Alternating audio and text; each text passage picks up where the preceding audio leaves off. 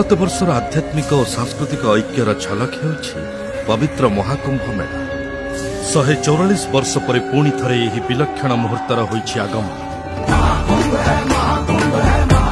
यशस्वी प्रधानमंत्री मान्यवर नरेंद्र मोदी सबल नेतृत्व और उत्तर प्रदेश सरकार उच्चकोटीर व्यवस्था मध्यरे देश विदेशरू एही विशाल आयोजनर साक्षी हेबा पाई कोटी कोटी श्रद्धालुंकर समागम हेबाकु जाउछि।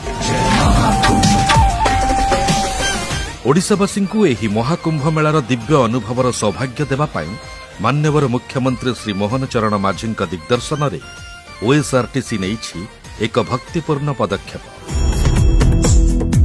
4 प्रमुख सहर पुरी, संबलपुर, भवानीपाटना एवं ब्रह्मपुर वाराणसी और प्रयागराज दे प्रति मार्गरे 2टी लेखाएं बस जनवरी 12 तारिख फेब्रुआरी 26 तारिख पर्यंत नियमित व्यवधान अयोध्या अभिमुखे यातायात करिबे। एहार सफलता पाई मान्यवर वाणिज्य और परिवहन मंत्री श्री विभूतिभूषण जेना आंतरिकता उल्लेखयोग्य।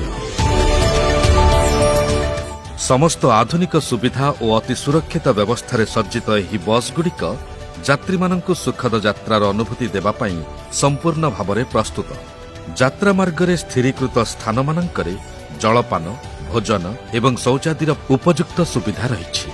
यात्री माननकर सुविधा प्रति व्यक्तिगत भावरे देखाशुना करिबा पाई बस मध्यरे और अयोध्यारे ओएसआरटीसी र कर्मचारी और अधिकारी माननकु नियुक्त करा जाइछि।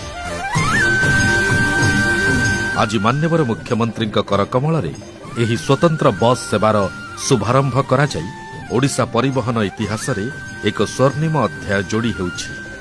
ओडिशावासी आध्यात्मिकतार शिखर रे विचरण करिवार परम सौभाग्य प्रदान करी वाणिज्य और परिवहन विभाग निजकु धन्य मणुछि।